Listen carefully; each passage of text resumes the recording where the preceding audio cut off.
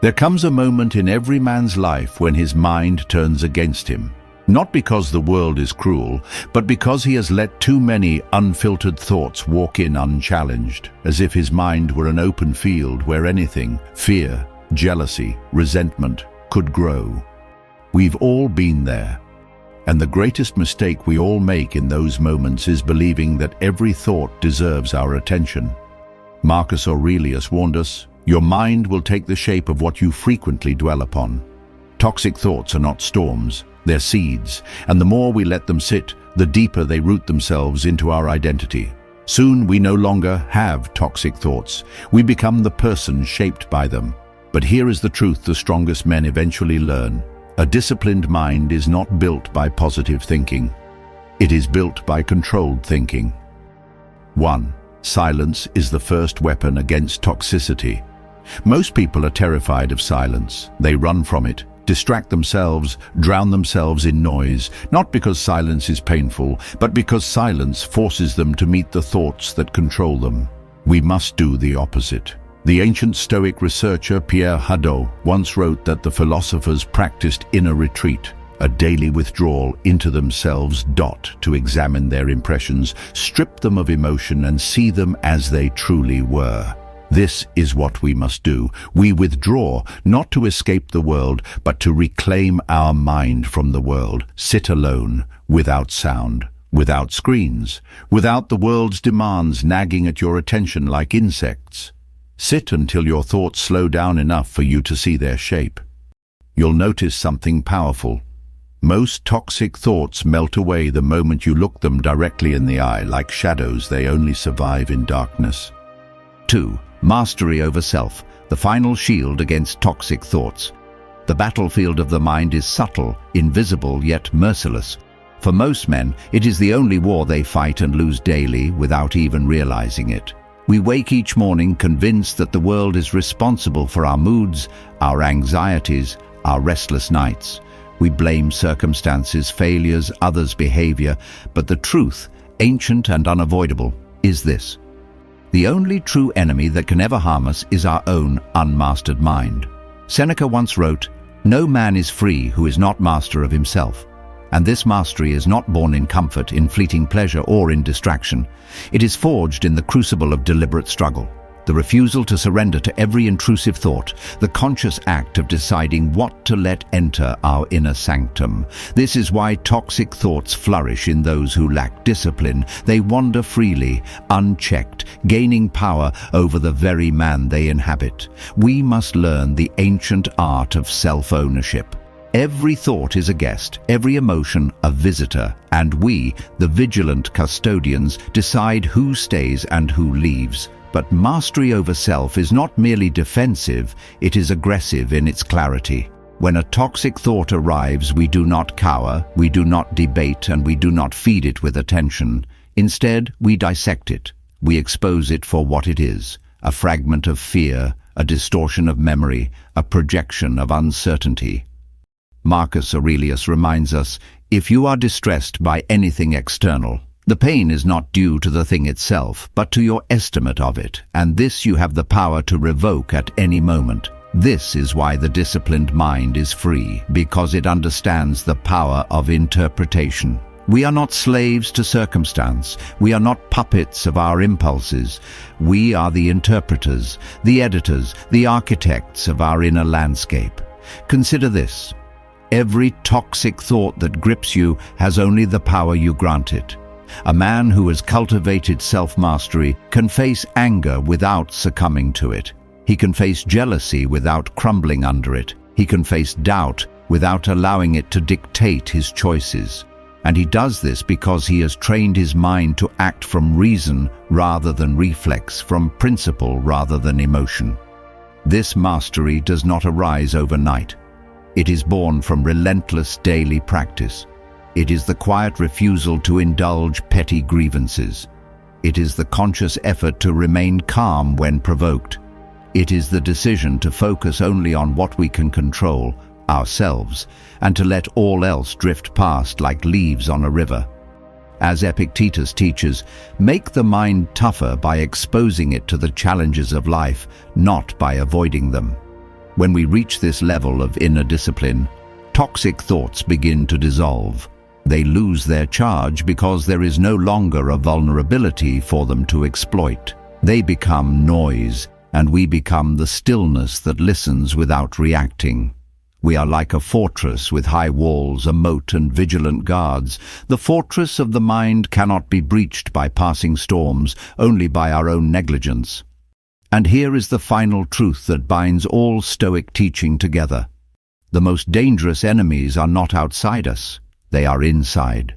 Anger, fear, envy, resentment, anxiety, they are the generals that march against our peace of mind. But the Stoic path teaches us to take command, to stand unwavering, and to act from virtue and reason. We do not suppress our thoughts, but we do not obey them blindly. We scrutinize, we analyze, we master. So if you want to clear your mind, to sharpen your focus, to cultivate a mind so disciplined that toxic thoughts become powerless, begin here. Master yourself first. Master your mind. Master your soul. All else, fortune, failure, praise, insult, becomes secondary, trivial, and ultimately harmless. In this mastery we find freedom. In this mastery we find clarity. In this mastery we become the men we were always capable of being, unshakable, focused, and impossibly strong. The world will try to pull at your attention, to poison your thoughts, to distract you, but a mind mastered by discipline, reason, and virtue becomes untouchable. Toxic thoughts no longer dictate your actions. They are mere echoes in a fortress, no longer vulnerable to them. And in that stillness, in that clarity, we finally claim the life we were always capable of, calm, focused, and fully in command of ourselves. 3. The silent power of observing without reacting. There is a type of power that is invisible to the untrained eye, a strength that whispers rather than shouts, a force that moves quietly but reshapes the world around it. It is the power of observation without reaction, the ability to witness the chaos of life without becoming a participant in its frenzy. Most men are swept along by the currents of emotion, anger at injustice, fear of the unknown, envy of others' successes. But those who have walked the Stoic path understand a profound truth. The external world has no dominion over a disciplined mind. Marcus Aurelius wrote, "You have power over your mind, not outside events. Realize this, and you will find strength. To act without being acted upon, to witness without being consumed." This is the essence of freedom. It is not indifference, but mastery. It is not coldness, but clarity. The world may scream, but within the observant mind, a quiet fortress stands unshaken. Consider the reactions we habitually give to life. A careless remark pierces us like a dagger.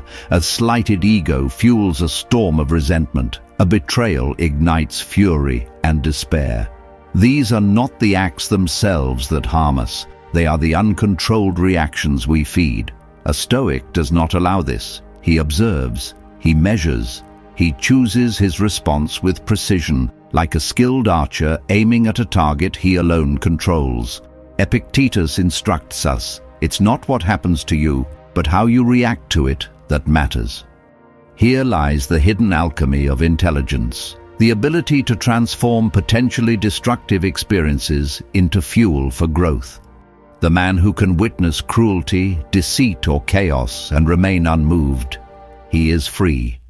His mind is his own, his energy is preserved, his focus is unbroken. And in this space, he becomes a force that others cannot manipulate, a presence that commands respect without uttering a word. This practice requires deliberate effort. It is a daily battle against the instinct to react. The world will test you endlessly, a harsh boss, a deceitful friend, a world indifferent to your pain.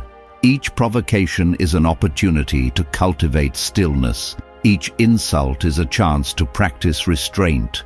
Every storm is a lesson in enduring without surrendering, and slowly, imperceptibly, this habit reshapes the very architecture of your mind.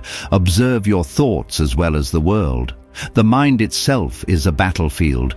Anger, desire, fear, resentment, these are the true tempests.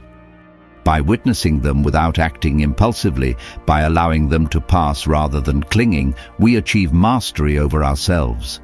This is not weakness, it is the silent forging of steel within our character. The power of observing without reacting extends beyond personal defense. It is also the foundation of strategic brilliance. The Stoic understands that rushing to speak, to act, to assert often clouds judgment.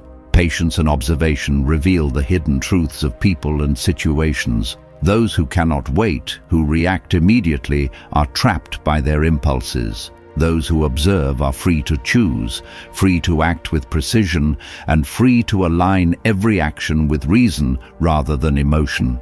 In mastering this art, we discover a life of profound clarity. No insult can disturb our peace. No manipulation can sway our decisions. No fear can dictate our path. We are, in every sense, the architects of our existence. The external world may rage with chaos, yet within, a stillness reigns, a stillness that is invincible. And so, we return to the essential Stoic truth. The world cannot harm us unless we give it power. Our emotions, our reactions, our thoughts, these are the gateways through which the external world enters our inner citadel.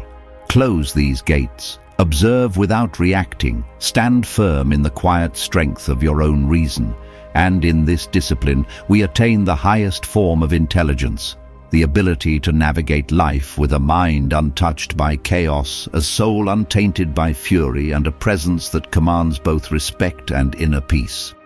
4. The strength of choosing solitude over noise. In a world addicted to distraction, those who seek silence are often misunderstood.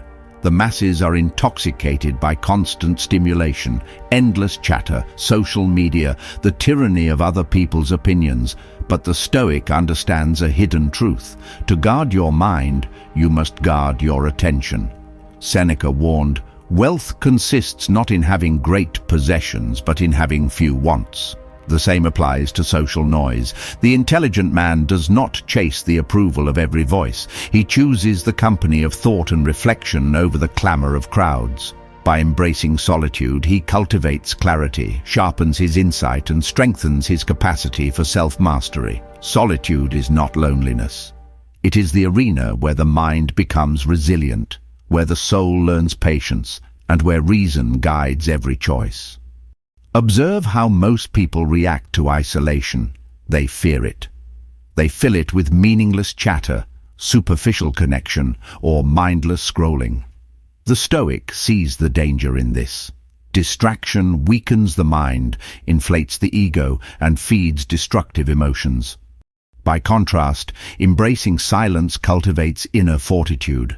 We learn to confront our thoughts without fleeing. We learn to face discomfort without reacting. We learn to find satisfaction within ourselves, independent of external validation. Marcus Aurelius himself would retreat to his private reflections, even amidst the pressures of empire, knowing that the mind must be nurtured in stillness to act wisely in action. This is the paradox of strength. It is cultivated quietly, away from eyes that expect constant performance. Those who understand this become dangerous, not because they dominate others, but because they cannot be dominated, cannot be manipulated, and cannot be swayed by petty provocations. Choosing solitude over noise is a declaration that our peace is worth more than the temporary satisfaction of distraction. It is a subtle rebellion against a world that profits from our scattered attention. And in this quiet, disciplined space, our intelligence, resilience, and insight grow, unseen, unchallenged, unstoppable.